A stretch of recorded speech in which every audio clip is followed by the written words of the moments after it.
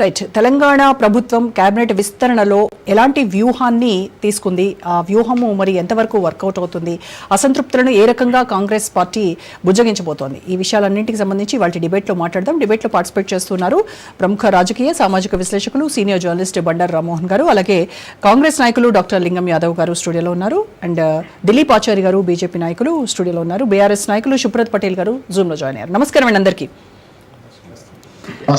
Right. Doctor లింగం యాదవ్ గారు మీతో స్టార్ట్ చేద్దాం. ఏంటి కాంగ్రెస్ ప్రభుత్వం కేబినెట్ విస్తరణలో ఎలాంటి వ్యూహం తీసుకుంది? అసలే కాంగ్రెస్ లో అంతర్గత ప్రజాస్వామ్యం ఎక్కువ అనేటువంటి టాక్ వినిపిస్తా ఉన్నటువంటి నేపథ్యంలో ఇప్పుడు ఈ విస్తరణ అంశం టీ కప్పులో తుఫాన్ లాగా అయిపోతుందంటారా, సద్దుమణుగుతుందా, లేదంటే కాంగ్రెస్ లో ఒక సునామీ ఏదైనా సృష్టించబడే అవకాశాలు ఏమైనా ఉన్నాయా? గుడ్ ఈవినింగ్ అండి. ముందుగా మీకు రాజ్ న్యూస్ ప్రేక్షకులకు అదేవిధంగా పెద్దలు కోపానిస్టులందరికీ కూడా నమస్కారం. ఎస్, డెఫినెట్గా నిన్న ఏదైతే కాంగ్రెస్ ప్రజాప్రభుత్వం క్యాబినెట్ ఎక్స్పాండ్ చేసిందో ఇవాళ దేశ చరిత్రలోనే సువర్ణ అక్షరాలతోటి లిఖించదగ్గ రోజు. ఎందుకంటే మొదటిసారిగా ఇవాళ మెజార్టీ ఇవాళ మంత్రులుగా దాదాపు నలుగురు ఎస్సీకి సామాజిక వర్గానికి సంబంధించిన వ్యక్తులు, ముగ్గురు బీసీ సామాజిక వర్గానికి సంబంధించిన వ్యక్తులు, అదేవిధంగా స్పీకరు ఒక దళిత సామాజిక వర్గానికి సంబంధించిన వ్యక్తులు, డిప్యూటీ స్పీకరు ఒక ఎస్టీ సామాజిక వర్గం. అంటే ఇవాళ కాంగ్రెస్ పార్టీ అంటేనే ఇవాళ సామాజిక న్యాయానికి పెట్టింది పేరు. అది మరొకసారి నిన్న క్యాబినెట్ తెలంగాణ ముఖ్యమంత్రి రేవంత్ రెడ్డి గారి ఆధ్వర్యంలో మరొకసారి అది ప్రూవ్ అయింది. ఆనాడు కాంగ్రెస్ పార్టీ మా నాయకుడు రాహుల్ గాంధీ గారు కన్యాకుమారి నుంచి కశ్మీర్ వరకు, మణిపూర్ నుంచి ముంబై వరకు పాదయాత్ర తీసి ఈ దేశంలో అణగారిన సమస్యలు పోవాలంటే, ఈ దేశంలో అందరికీ సామాజిక న్యాయం సమన్యాయం జరగాలంటే ఒక క్యాస్ట్ సెన్సెస్ ద్వారా మాత్రమే సాధ్యమవుతుంది అన్నాడు. దానికి అనుగుణంగానే తెలంగాణ ప్రజాప్రభుత్వం గౌరవనీయ ముఖ్యమంత్రి రేవంత్ రెడ్డి గారి ఆధ్వర్యంలో ఒక శాస్త్రీయబద్ధంగా క్యాస్ట్ సెన్సెస్ చేసి ఇవాళ దేశానికే రోల్ మోడల్ గా నిలవడంతో పాటు కేంద్ర ప్రభుత్వం నరేంద్ర మోడీ మెడలు వంచి రేపు జరగబోయే జనగణలో కూడా కులగణన చేసే విధంగా చేసినటువంటి ప్రభుత్వం కాంగ్రెస్ ప్రజాప్రభుత్వం. ఇవాళ సామాజిక న్యాయాన్ని పాటిస్తూ ఇంత మంచిగా ఇవాళ మినిస్టర్ ఎక్స్ప్లెయిన్ చేస్తే ఇవాళ దీని మీద కూడా కొంతమంది అవాకులు చివాకులు వెళ్తారు. నేనేమనుకున్నా అంటే ఇవాళ మార్నింగ్ నుంచి కూడా డిబేట్లలో డిఫరెంట్ టీవీ ఛానల్ డిబేట్లలో కూడా నేను అటెండ్ అయినా. ప్రతిపక్షాలు అవాకులు చవాకులు మీ దగ్గర నుంచే వస్తున్నాయి బాంబులు. నేను అక్కడి నుంచి అదే చెప్తున్నా. ఇంత మంచి నిర్ణయం తీసుకున్నందుకు ఇవాళ మెజార్టీ వర్గాలకు ఎస్సీ బీసీలు ఇవాళ క్యాబినెట్లు ఉన్నందుకు అందరూ కూడా ఈ పరిణామాన్ని వెల్కమ్ చేస్తారేమో అనుకున్నా. కానీ దీని మీద కూడా అంటే బహుశా వాళ్ళు వివిధ రాజకీయ పార్టీలకు చెందిన వ్యక్తులు కాబట్టి ఆ విధంగా మాట్లాడతారు, ఎందుకంటే ఆ పార్టీ రిప్రజెంటేటివ్. అంటే నేను ఏమంటున్నా అంటే ఇవాళ ఇంత మంచి నిర్ణయం తీసుకొని ఇవాళ రాబోయే రోజులు ఎస్ మీరు అంటున్నారు ఇవాళ ఇంకా కూడా అసంతృప్తులు ఉన్నాయి. డెఫినెట్ గా అండి ఇవాళ ఇది కాంగ్రెస్ పార్టీ అంటే ప్రజాస్వామ్యాన్ని నమ్మే పార్టీ, అంతర్గత ప్రజాస్వామ్యం ఉంటది, మాట్లాడే స్వేచ్ఛ కూడా కాంగ్రెస్ పార్టీలో ఉంటది. ఇవాళ మిగతా పార్టీలు మీరు తీసుకురనుకో ఇవాళ బీజేపీ కానీ బీఆర్ఎస్ కానీ కనీసం వాళ్ళ యొక్క అభిప్రాయాన్ని స్వేచ్ఛగా వ్యక్తపరిచే విధానం కూడా అక్కడ ఉండదు. కానీ మా కాంగ్రెస్ పార్టీలో ఎస్ చాలా మంది అర్హులు ఉన్నారు, అడగడంలో తప్పు లేదు. కాంగ్రెస్ పార్టీ మా నాయకుడు రాహుల్ గాంధీ గారు, మల్లికార్జున ఖర్గే గారు, పిసిసి ప్రెసిడెంట్ మహేష్ కుమార్ గౌడ్ గారు, మీనాక్షి నటరాజన్ గారు, ముఖ్యమంత్రి అందరూ కలిసి నిర్ణయం తీసుకుంటారు. ఇంకా మన అకార్డింగ్ టు కాన్స్టిట్యూషన్ ప్రకారం 15% వరకే మనం మినిస్టర్ ని అపాయింట్ చేసుకోవచ్చు. ఇవాళ ఆల్రెడీ ఇంకా ఒక 3 వేకెన్సీ ఉన్నాయి. డెఫినెట్ కూడా ఇంకా రాబోయే రోజులలో అన్ని ప్రాంతాలకు ఇవాళ జిల్లాలలో కూడా కొన్ని జిల్లాలు ఎవరైతే అసంతృప్తులు ఉన్నారో వాళ్ళకి ఈ 3 పదవులు మిగతా మీరు ఉంచినటువంటి 3 పదవులను ఆశగా చూపిస్తూ ఇదిగో నెక్స్ట్ నీకే అని చెప్పేసి వాళ్ళని బుజ్జగించేటువంటి ప్రయత్నంలో వ్యూహాత్మకంగానే ఆ 3 సీట్లను అట్లా అట్టి పెట్టారు. ఇవాళ క్యాబినెట్ ఎక్స్పెన్షన్ అనేది ఇవాళ పార్టీ అధిష్టానంతో పాటు ముఖ్యమంత్రి గారు కలిసి నిర్ణయం తీసుకుంటారు. మన అందరికి తెలిసిందే. డెఫినెట్ కూడా వేకెన్సీ ఉన్నాయి, తొందరలోనే ఎవరిని ఏ విధంగా నేను ఏమంటున్నట్టే ఇవాళ 3 ఉంటే చాలా మంది కూడా ఆశావాళ్ళు ఎక్కువ కూడా ఉండొచ్చు, తప్పు లేదు కదా. నేను ఉండడం కోరుకోవడంలో తప్పే ఉందండి. ఎవరైనా కూడా ఇప్పుడు వ్యరాలు మన అందరం కూడా ఆశాజీవులే కదా, తప్పు లేదు. డెఫినెట్ కూడా మిగతా వాళ్ళకు కూడా ఇంకే విధంగా అకామిడేట్ చేయాలి. పార్టీ పదవులు కొంతమంది మినిస్టర్లు ఇస్తారు, డెఫినెట్ కూడా మిగతా వాళ్లకు పార్టీ పదవులు ఇస్తారు. అందరి కూడా సామాజిక న్యాయంతో పాటు సమన్యాయం చేసుకుంటూ ఈ తెలంగాణ రాష్ట్రాన్ని దేశానికి ఒక ఆదర్శ రాష్ట్రంగా తీర్చిదిద్దడమే ఇవాళ తెలంగాణ రాష్ట్ర గౌరవ ముఖ్యమంత్రి రేవంత్ రెడ్డి గారి లక్ష్యం. ఆ లక్ష్యం కోసమే నిరంతరం పనిచేస్తున్నారు. ఇంకొకటి మాట్లాడతారు. ఒక క్వశ్చన్, సామాజిక న్యాయం పాటించామని చెప్తున్నారు, మరి ప్రాంతీయ సమానతను పాటించిందా కాంగ్రెస్ ప్రభుత్వం? నేను డెఫినెట్ గా అదే చెప్తున్నా. ఇవాళ మీరు అన్నట్టు ఇవాళ చాలా మంది చెప్తారు అంటే ఇవాళ నిజామాబాద్ జిల్లాకు ప్రాతినిధ్యం లేదు, అదే విధంగా రంగారెడ్డి జిల్లా కూడా ప్రాతినిధ్యం. డెఫినెట్ కూడా ఇవన్నీ కూడా ఆలోచించి రాబోయే రోజుల్లో ఎక్స్పాండ్ లో డెఫినెట్ కూడా ఈ ప్రాంతీయ ఏదైతే మీరు అన్నటువంటి కొన్ని జిల్లాలకు లేదు, డెఫినెట్ ఆ జిల్లాలకు కూడా ప్రాతినిధ్యం ఉండే విధంగానే రాబోయే రోజులలో ఎక్స్పాన్షన్ ఉంటుంది. ఇవాళ నేను ఏమంటున్నా అంటే ఇవాళ 10 ఏళ్లు తెలంగాణని పరిపాలించినటువంటి పాలకులు ఆనాడు బీసీలకు ఏం చేసిరో మనందరికీ తెలుసు. స్థానిక సంస్థల్లో 33% రిజర్వేషన్ ఉంటే దాన్ని 22% తర్వాత 18% తీసుకొచ్చినటువంటి చరిత్ర గత పాలకులది. అదే విధంగా ఇవాళ మేము కాంగ్రెస్ ప్రజాప్రభుత్వం క్యాస్ట్ సెన్సస్ ద్వారా బీసీలకు తద్వారా ఎస్పెషల్లీ ఎందుకంటే జనాభా దమాషా ప్రకారం ఇవాళ ఉద్యోగ రాజకీయ రంగాల్లో రిజర్వేషన్ ఇవ్వాలని 42% రిజర్వేషన్ కోసం ఇవాళ తెలంగాణ అసెంబ్లీలో బిల్లు పెట్టి దాన్ని పాస్ చేసి కేంద్రానికి పంపించడం జరుగుతుంది. ఇవాళ టెక్నికల్ ఓబీసీ అయిన నరేంద్ర మోడీ గారు మరి 11 సంవత్సరాలుగా బీసీలకు ఏం చేసిరో మనందరికీ తెలుసు. ఇవాళ కనీసం కేంద్ర ప్రభుత్వంలో ఒక బీసీ మంత్రిత్వ శాఖ ఏర్పాటు చేయాలండి 11 సంవత్సరాలుగా. ఇవాళ మేము ఏం డిమాండ్ చేస్తున్నాం అంటే ఈ 42% రిజర్వేషన్ మేము ఏదైతే కేంద్రానికి పంపించామో మీరు దాన్ని పార్లమెంట్ లో ఆమోదింపజేయండి, 9th షెడ్యూల్లో పెట్టి తద్వారా 50% క్యాప్ అనేది లేకుంటూ ఉంటే ఇవాళ బీసీలకు కూడా రేపు రాబోయే రోజులలో మరిన్ని పదవులు కూడా రాబోతున్నాయి. మేము దాని గురించి ఇవాళ మా నాయకుడు రాహుల్ గాంధీ గారు ఒకటే చెప్పారు, ఏదేమైనా నరేంద్ర మోడీ మోడల్ వచ్చి ఏ విధంగా అయితే క్యాస్ట్ సెన్స్ ఇవాళ దాన్ని చేస్తున్నారో అదే విధంగా ఇవాళ రిజర్వేషన్ పెంచడం కోసం కూడా బీసీలకు ఆ ప్రయత్నం కూడా చేస్తాం. రాబోయే రోజుల్లో పార్టీ పదవుల్లో కూడా ఇవాళ బీసీ ఎస్సీ ఎస్టీలకు అనగారిన వర్గాలకు మరిన్ని పదవులు కూడా రాబోతున్నాయి. అంటే ఇవాళ దీని ద్వారా మనం ఒకటి అర్థం చేసుకోవచ్చు, ఇవాళ కాంగ్రెస్ పార్టీ అంటేనే సామాజిక న్యాయానికి పెట్టిన పేరు. ఇవాళ మీరు చూడండి ఏ పార్టీ పెట్టింది 10 సంవత్సరాలుగా తెలంగాణ పాలించినటువంటి పార్టీ కనీసం మొదటి ఎక్స్పాన్షన్ లో ఒక మహిళా మినిస్టర్ రైట్ అడుగుదాం. సుప్రత్ గారు మీరు దీనిపైన సమాధానం చెప్పాలి. సువర్ణాక్షరాలతో లిఖించదగినటువంటి రోజు కేబినెట్ ఎక్స్పాన్షన్ రోజు అని చెప్తున్నారు. సామాజిక న్యాయాన్ని పాటించేటువంటి పార్టీ తమది అని చెప్తున్నారు కాంగ్రెస్ వాళ్ళు. మరి మీరేం మీకు అదేవిధంగా ప్యానెల్ ఉన్నటువంటి లింగం గారికి, దిలీప్ ఆచార్య గారికి, రామ్మోహన్ రావు గారికి, రాజ్ న్యూస్ ప్రేక్షకులకు అందరు కూడా అయితే ఇది చాలా హాస్యాస్పదంగా ఉన్న లింగం యాదవ్ గారు మాట్లాడినటువంటిది. సామాజిక న్యాయం, సమన్యాయం ఇవన్నీ కూడా చెప్పడం వరకే, పేపర్ల వరకే ఉంటే కాంగ్రెస్ పార్టీ అనేది కూడా స్పష్టంగా అర్థమైపోతుంది. ఎందుకంటే వాళ్ళు చేసినటువంటి కులగణన ద్వారా మేము ఏదో సాధించేసినామని చెప్పినటువంటి కాంగ్రెస్ పార్టీ 56% బీసీలు ఉన్నారని తేల్చింది. 42% మేము రిజర్వేషన్ ఇస్తాము, విద్యా ఉద్యోగాలు లోకల్ బడులు అన్నారు. అదే చేయడం కూడా అదే విధంగా జిల్లాల వైజ్ గా చూసుకుంటే ఉమ్మడి జిల్లాల వైజ్ గా చూసుకుంటే 10 జిల్లాల్లో 3 జిల్లాలకు మొత్తం కూడా స్థానమే లేకుండా హైదరాబాద్ రంగారెడ్డి అనేది జనాభాలో తెలంగాణ జనాభాలో దాదాపు 45-47% ఉన్నటువంటి హైదరాబాద్ రంగారెడ్డి నుండి ప్రాతినిధ్యం లేనటువంటి పరిస్థితి. అదేవిధంగా నిజామాబాద్ నుండి ప్రాతినిధ్యం లేనటువంటి పరిస్థితి. ఈ రోజు కేబినెట్ లో మేము చాలా గొప్పగా చేస్తున్నాం అన్నటువంటి రేవంత్ రెడ్డి ఇంకా ఉన్నాయి కదా, 3 ఉన్నాయి కదా సుప్రత్ గారు, ఇంకా 3 ఉన్నాయి కదా. 3 ఎంతమందికి ఇస్తారు మేడం? 3 ఎంతమందికి ఇస్తారు? ఇప్పుడు ఆల్రెడీ చాలా మందికి గతంలో కూడా చెప్పిండ్రు, మంత్రివర్గం విస్తరణ కాగానే మీకు ఇస్తామని చెప్పేసి రాజగోపాల్ రెడ్డి గారికి చెప్పిర్రు, ప్రేమ్ సాగర్ రావు గారికి చెప్పిండ్రు, సుదర్శన్ రెడ్డి గారి పేరు కన్ఫామ్ అయిపోయిందని చెప్పిండ్రు, మల్రెడ్డి రంగారెడ్డి గారికి చెప్పిండ్రు. ఇట్లా చాలా మంది సభ్యులకు దాదాపు ఇప్పుడు 3 అంటే దాదాపు 20-30 మంది దానికి పోటీ పడుతున్నటువంటి పరిస్థితి ఉన్నది. ఓకే, వాళ్ళ ఇష్టం ఎప్పుడన్నా ఇచ్చుకోండి, ఎవరికన్నా ఇచ్చుకోండి, కానీ 18 నెలల కాలం గడుస్తుంది కాబట్టి ఇంతవరకు కూడా మీరు ఇంకా మంత్రివర్గం పూర్తి స్థాయిలో వేసుకోలేకపోవడం, అదే విధంగా ఉన్నటువంటి శాఖలు కూడా కేటాయించడానికి ముఖ్యమంత్రి గారు ఢిల్లీకి పోయిండు. శాఖలు కూడా ముఖ్యమంత్రి గారు ఇచ్చేటటువంటి స్వేచ్ఛ కాంగ్రెస్ పార్టీలో లేదు. గతంలో ఎన్టీఆర్ గారు ఈ తెలుగు ప్రజల ఆత్మగౌరవం కోసం టీడీపీ పార్టీని పెడితే అయితే ఇక్కడ సుప్రత్ గారు దీనికి వాళ్ళు ఏం చెప్తున్నారు, జాతీయ పార్టీ కాంగ్రెస్ పార్టీ అనేది జాతీయ పార్టీ, ప్రజాస్వామ్య విలువలకు అనుగుణంగా నడుచుకునేటువంటి పార్టీ. ఇది డైనింగ్ టేబుల్ పాలిటిక్స్ కాదు, మేము నిర్ణయం తీసుకోవడానికి ఖచ్చితంగా హైకమాండ్ ఆదేశాలతోనే మేము చేస్తామనేది కదా వాళ్ళ వర్షన్. కరెక్ట్ మేడం, అదే గానీ 45సారి ముఖ్యమంత్రి గారు ఢిల్లీకి పోయిండు, 45 సార్లు పోయిండు మేడం. 45 సార్లకు పోతే ఇంకా కేబినెట్ పూర్తి స్థాయిలో విస్తరణ జరగలేదు. ఇంకా 45 సార్లు పోయిన తర్వాత ఇంకో 100 సార్లు పోయిన తర్వాతనే విస్తరణ జరుగుతుంది. పిసిసి కార్యవర్గాన్ని ఏర్పరచుకోలేదు, వాళ్ళ ఇష్టం ఏమన్నా చేసుకోండి. కానీ నేనేమంటున్నా, ఈ రోజు అంటున్నాడు మా దగ్గర ప్రతిపక్షాలు మిమ్మల్ని మాకు అవసరం లేదండి, మీ మంత్రివర్గంలో ఎవరు పెట్టుకుంటారని. కానీ మంత్రివర్గం పూర్తి స్థాయిలో ఉండాలి. హోంశాఖ మంత్రి లేక ఏం జరుగుతున్నది, విద్యాశాఖ మంత్రి లేక ఏ పరిస్థితులు ఉన్నాయి తెలంగాణ రాష్ట్రంలో, అదే విధంగా సీఎం దగ్గర ఉన్నాయి కదా ఏంటంటే దగ్గర అన్అలాటెడ్ పోర్ట్ఫోలియోస్ అన్ని కూడా సీఎం దగ్గర ఉంటాయి. కానీ సీఎం గారు రివ్యూ చేయకనే, సీఎం గారు ఏం చేయలేకపోగానే ఈ పరిస్థితి ఉన్నది తెలంగాణలో. ఈ రోజు గురుకులాలలో ఏ పరిస్థితి అయింది, సంక్షేమ హాస్టళ్ల పరిస్థితి ఏముంది అందరూ కూడా చూసినాం కదా. ఈ రోజు విషయం ఏంటంటే ఈ రోజు మాకు అవసరం లేదు, మీకు సంబంధించినటువంటి సుదర్శన్ రెడ్డి గారి బోర్డు నియోజకవర్గానికి సంబంధించినటువంటి కార్యకర్తలందరూ కూడా ఈరోజు అల్టిమేటం ఇచ్చారు కాంగ్రెస్ పార్టీకి. లోకల్ బాడీ ఎన్నికల లోపల మీరు నింపకపోతే కాంగ్రెస్ పార్టీని నిజామాబాద్ జిల్లాలో బోధనలో భూస్థాపితం చేస్తామని వాళ్ళు అల్టిమేటం ఇచ్చారు. మాకు అవసరం లేదు. అదే విధంగా ప్రేమ్ సాగర్ రావు గారు ఉంటారా పార్టీలో పోతారా మీకు సంబంధించినటువంటి విషయం.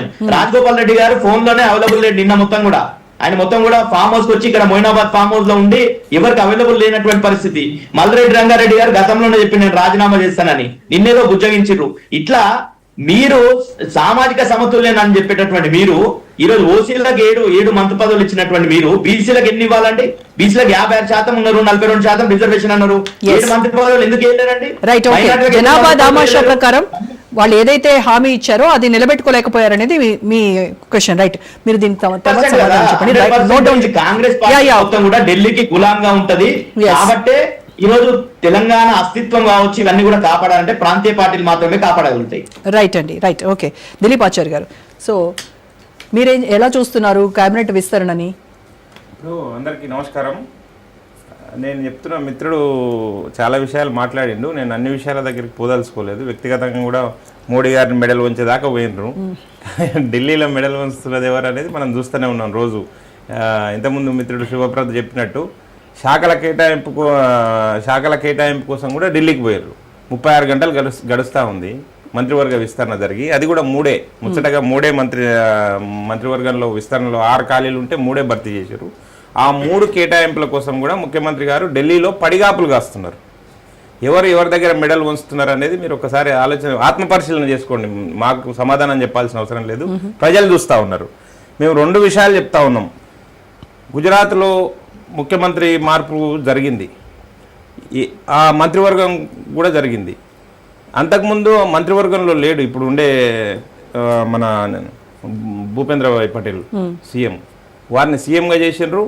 అంతకంటే క్యాబినెట్లో ఎవరిని కూడా పాత వాళ్ళని లేకుండా కొత్త వాళ్ళని తీసుకొని వచ్చారు. ఏమీ అసమ్మతి లేదు, బుజ్జగింపులు లేదు. ఇలాంటి మీనాక్షి నటరాజన్ గారు నిన్న పోయి మనం అందరం చూసినాం. మీనాక్షి నటరాజన్ గారు, మహేష్ గౌడ్ గారు, పొన్నం ప్రభాకర్ గారు ఎవరెవరి ఇళ్లలోకి పోయారు, ఎక్కడెక్కడ మంతనాలు జరిపారు, ఎవరెవరిని బుజ్జగించారు అనేది మనం అందరం చూసినాం. ఈ దుస్థితి అంటే ఈ 18 నెలల కాలంలో మంత్రివర్గ కూర్పే ఇంకా పూర్తిగా జరగలేదు.